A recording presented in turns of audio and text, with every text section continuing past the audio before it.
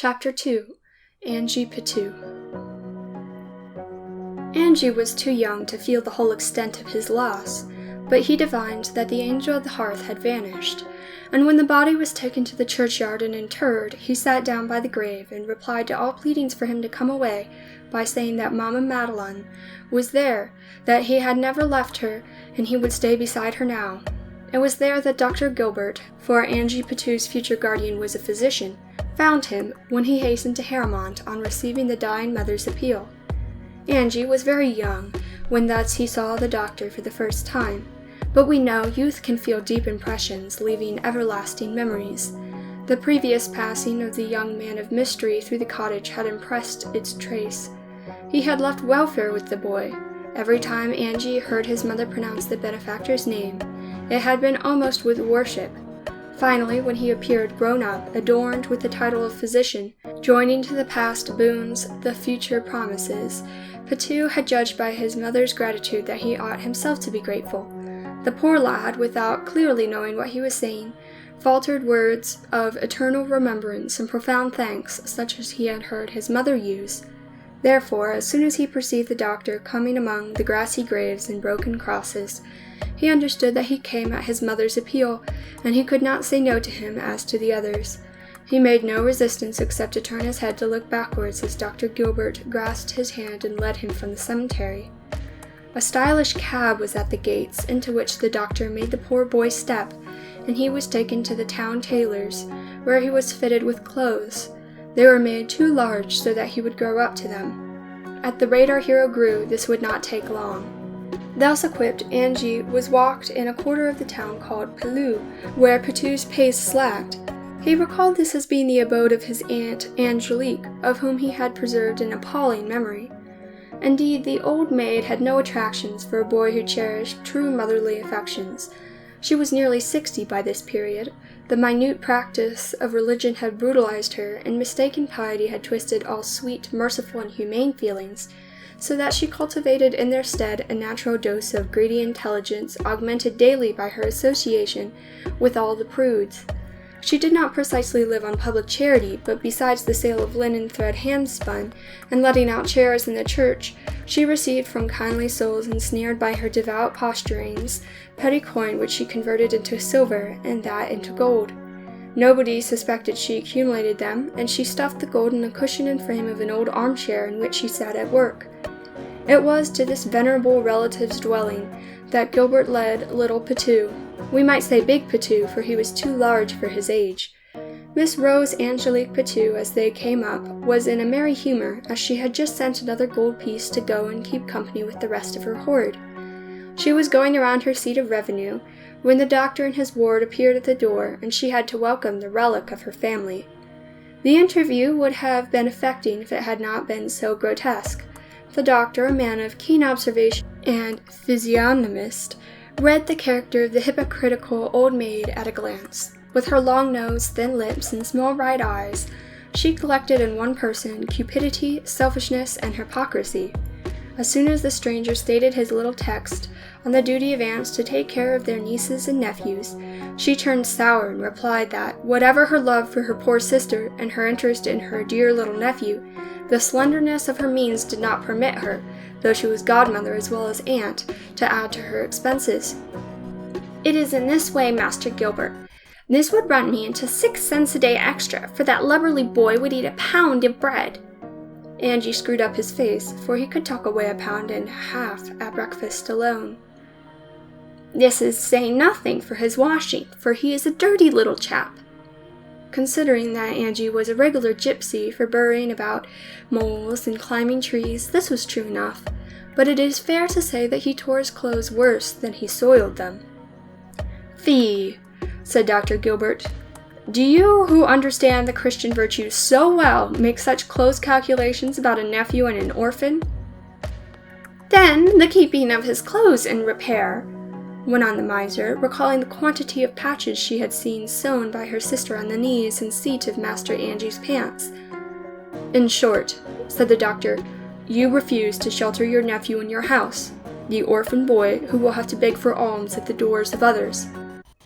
Mean as she was, she felt the disgrace befalling her as if she drove her next of kin to this step. "No, I will take charge of him," she said. "Good," said the doctor, delighted to find a moist spot in this desert. "I will recommend him to the Augustan monastery, and have them take him as a boy of work."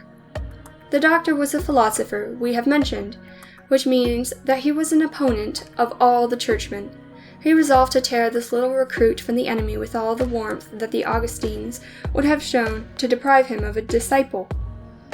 "Well," he rejoined, sticking his hand in his deepest pocket, "since you are so hard in your position, dear Miss Angelique, that you are forced to send your nephew into beggary, I will find somebody else to take him in the sum I am going to set aside for his maintenance. I am obliged to return to America. Meanwhile, I must apprentice the boy to some craft which he can choose for himself. In my absence he will grow up, and then we will see what to make of him. Kiss your good aunt goodbye, and let us try our luck elsewhere," concluded the doctor. He had barely finished before Patou rushed into his aunt's long bony arms to exchange the hug which he wanted to be in token of eternal separation. But the mention of a sum of money and Gilbert's movements of putting his hand in his pocket for cash, with the chink of silver, set the warmth of greed up from her old heart. "Lord, doctor, do not you know that nobody in all the wide world can love this poor, lorn thing like his dear, fond auntie?" Entwining him with her long arms, she imprinted on his cheeks a couple of kisses so sour that they made his hair stand on end and then curl with a shriveling up. "Just what I thought, but still you are too poor to do the proper thing." "Nay, good Master Gilbert," said the pious dame, "forget not that we have the Father of the fatherless above, and that he has promised that a swallow shall not be sold for a penny, without it being spent for the orphan's share." The text may be so, but it nowhere says that the orphan is bound out as a servant. I am afraid to do with Angia as I suggested. It would be too dear for your slight resources. "But with the sum you spoke of in your pocket," said the old devotee, with her eyes riveted on the place whence the chink had sounded, "I would give it assuredly, but only on condition that the boy should be brought up to some livelihood." "I promise that," cried Aunt Angelique. "I vow it, as true as the sheep are tempered for the storm wind." And she raised her skeleton hand to heaven. "Well," replied Gilbert, drawing out a bag rounded with coin, "I am ready to deposit the funds, but you must sign a contract at lawyer Niquette's." Niquette was her own businessman, and she raised no objections. A bargain was made for 5 years. Angie Patou was to be brought up to some trade and boarded, etc., for 200 livres to his aunt a year. The doctor paid down the money. Next day he quitted Villiers, after arranging matters with a farmer on some property of his named Billet, whose acquaintance we shall make in good time. Miss Patou, pouncing on the first payment in advance of the maintenance fund, buried 8 bright gold pieces in her armchair bottom. With 8 livres over, she put the small change waiting to make up the amount of a gold piece to be placed when converted in the peculiar savings bank. We notice the scant sympathy Angie felt for his aunt. He had foreseen the sorrow, disappointment, and tribulations awaiting him under her roof. In the first place, as soon as the doctor had turned his back, there was no longer a question about his learning any trade. When the good notary made a remark on this agreement, the tender aunt rejoined that her nephew was too delicate to be put to work. The lawyer had admired his client's sensitive heart and deferred the apprenticeship question for another year. He was only 12, so it would not waste much valuable time. While his aunt was ruminating how to evade the contract, Angie resumed his truant life in the woods, as led at Haramont. It was the same woods and hence the same life. As soon as he had the best spots located for bird catching, he made some bird lime, and having a 4-pound loaf under his arm, he went off into the forest for the whole day. He had foreseen a storm when he came back at nightfall, but he expected to parry it with the proceeds of his skill. He had not presaged how the tempest would fall. In fact, Aunt Angelique had ambushed herself behind the door to deal him a cuff as he crept in, which he recognized as inflicted by her hard hand.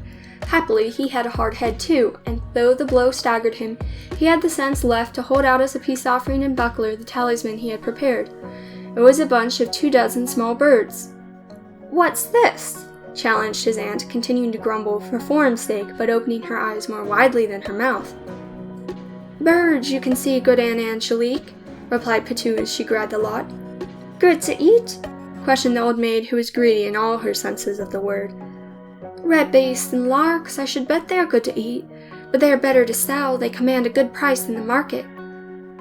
"Where did you steal them, you little rogue?" "Steal? They ain't stolen. I took 'em at the pool in the woods. A fellow has only to set up lime twigs anywhere near the water, and the silly birds get tangled. Then you run up, wring their necks, and there you have 'em." "Lime? Do you catch birds with lime?" queried Angelique.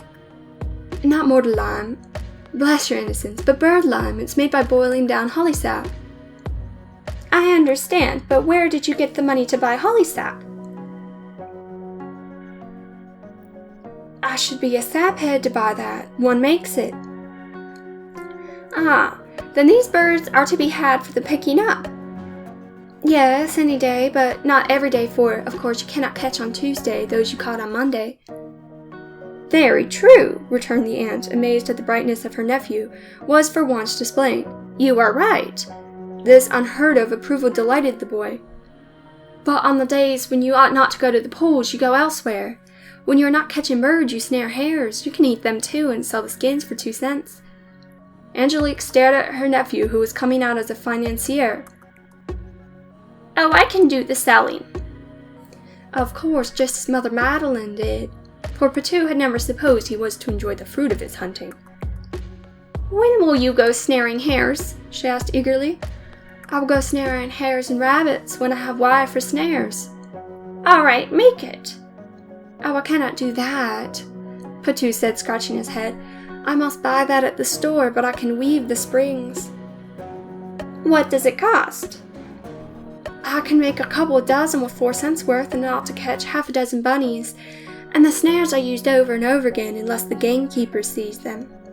"Here are 4 cents, said Aunt Angelique. "Go and buy wire and get the rabbits tomorrow."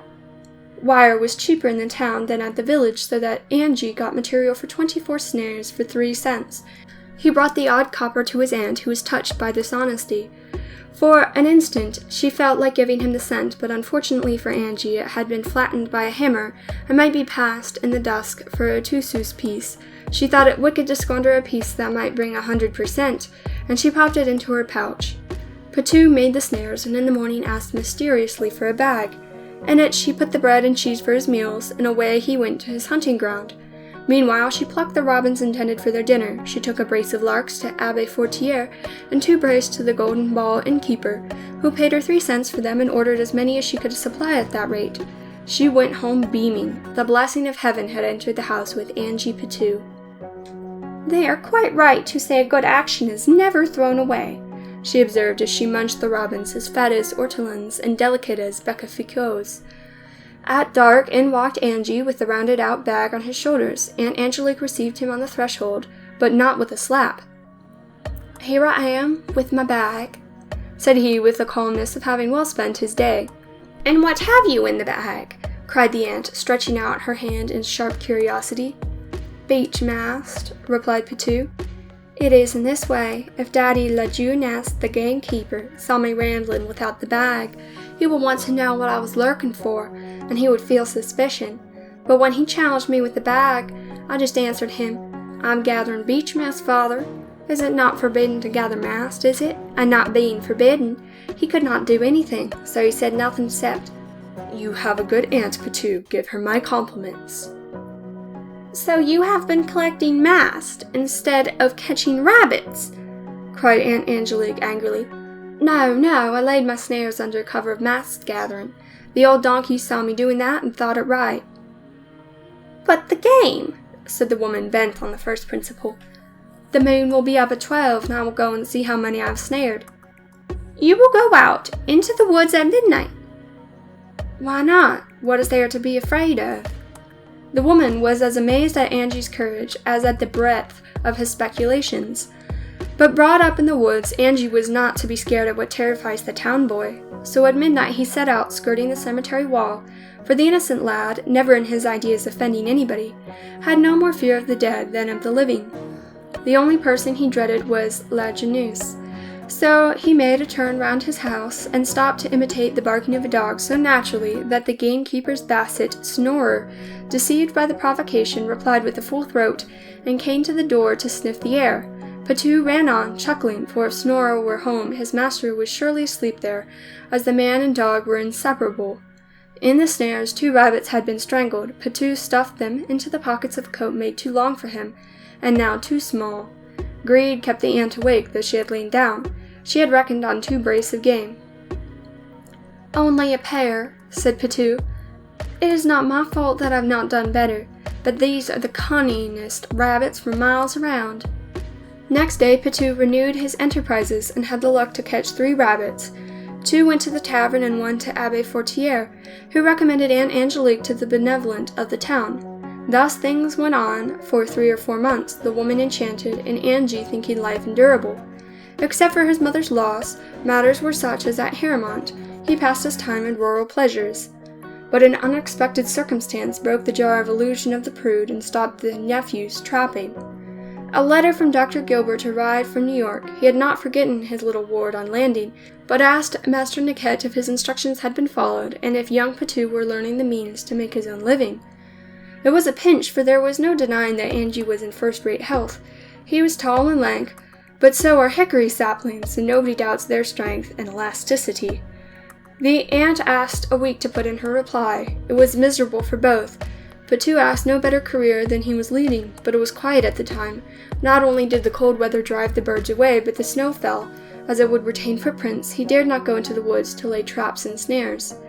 During the week, the old maid's claws grew. She made the stripling so wretched that he was ready to take up any trade rather than be her butt any longer. Suddenly, a sublime idea sprouted into her cruelly tormented brain, where peace reigned again. Father Fortier had 2 purses for poor students attached to his school, out of the bounty of the Duke of Orleans. Angelique resolved to beg him to enter Angie for one of them. This would cost the teacher nothing, and to say nothing of the game on which the woman had been nourishing the doctor for half a year, he owed something to the church seat letter. Indeed, Angie was received without fee by the schoolmaster. The old girl was delighted, for it was the school of the district where Dr. Gilbert's son was educated. He paid 50 livres, and Angie got in for nothing. But nobody was to let Sebastian Gilbert or any others know that. Whether they guessed this or not, Angie was received by his schoolfellows with that sweet spirit of brotherhood born among children and perpetuated among the grown-ups, in other words, with hooting and teasing. But when 3 or 4 of the budding tyrants made the acquaintance of Patou's enormous fist, and were trodden under his even more enormous foot, respect began to be diffused. He would have had a life a shade less worried than when under Angelique's wing, but Father Fortier, in soliciting little children to come unto him, forgot to warn them that the hands he held out were armed with the Latin rudiments and birch rods. Little did the aunt care whether the information was flogged or insinuated mentally into her nephew. She basked in the golden ray from dreamland that in 3 years Angie would pass the examination and be sent to college with the Orleans purse. Then he would become a priest, when he would, of course, make his aunt his housekeeper. One day a rough awakening came to this delusion. Angie crawled into the house as if shot in lead. "What is the matter?" cried Aunt Angelique, who had never seen a more piteous mien. "Are you hungry?" "No," replied Patou dolefully. The hero was uneasy, for illness is a cause of alarm to good mothers and bad godmothers, as it forces expenses. "It is a great misfortune," Patou blubbered. "Father Fortier sends me home from school. No more studies, no examination, no purse, no college." His sobs changed into howls, while the woman stared at him, trying to read in his soul the reason for this expulsion. "I suppose you have been playing truant again?" she said. "I hear you are always roaming round Father Billet's place to catch a sight of his daughter Catherine. Fee, fee, very pretty conduct in a future priest." Angie shook his head. "You lie!" shrieked the old maid, with her anger rising with the growing certainty that it was a serious scrape. "Last Sunday you were again seen rambling in Lover's Walk with Kate Billet." It was she who fibbed, but she was one who believed the end justified the means, and a whale truth might be caught by throwing out a tub line. "Oh no, they could not have seen me there," cried Angie, "for we were out by the orange gardens." "There, you wretch, you see you were with her." "But this is not a matter that Miss Billet is concerned in," ventured Angie, blushing like the overgrown boy of 16 that he was. Yes, call her miss to pretend you have any respect for her. The flirt, the jilt, the mincing minx. I will tell her father confessor how she is carrying on. But I take my Bible oath that she is not a flirt. You defend her when you need all the excuses you can rake up for yourself. This is going on fine. What is the world coming to when children of 16 are walking arm in arm under the shade trees? But Aunt, you are away out. Catherine will not let me arm her. She keeps me off at arm's length. You see how you break down your own denials? You are calling her Catherine plain now. Oh, why not Kate or Kitty or some such silly nickname which you use in your iniquitous familiarity? She drives you away to have you come near it, they all do. Do they? There, I never thought of that, exclaimed the swain, suddenly enlightened. Ah, you will have something else to think of, and she, said the old prude, I will manage all this. I will ask Father Fortier to lock you up on bread and water for a fortnight, and have her put in a nunnery if she cannot moderate her fancy for you. She spoke so emphatically that Patou was frightened. You are altogether wrong, my good aunt, pleaded he, clasping his hands. Miss Catherine has nothing to do with my misfortune. Impurity is the mother of all the vices, returned Angelique sententiously. But impurity has nothing to do with my being turned out of school, objected the youth. The teacher put me out because I made too many barbarisms and scholasticisms, which prevent me of having any chance to win that purse. What will become of you then? Blessed if I know, wailed Patou, who had never looked upon priesthood with Angelique as housekeeper as paradise on earth. Let come what Providence pleases, he sighed lamentably, raising his eyes. Providence, do you call it? I see you have got hold of those newfangled ideas about philosophy. That cannot be, aunt, for I cannot go into philosophy till I've passed rhetoric, and I'm only in the 3rd course. Joke away, sneered the old maid, to whom the school jargon was Greek. I speak of the philosophy of these philosophers, not what a pious man like the priest would allow in his holy house. You are a serpent, and you have been gnawing a file of the newspapers in which these dreadful writers insult king and queen in the church. He is lost. When Aunt Angelique said her ward was lost, she meant that she was ruined, the danger was imminent. She took the sublime resolution to run to Father Fortier's for explanation and above all to try to patch up the breach. End of Chapter 2.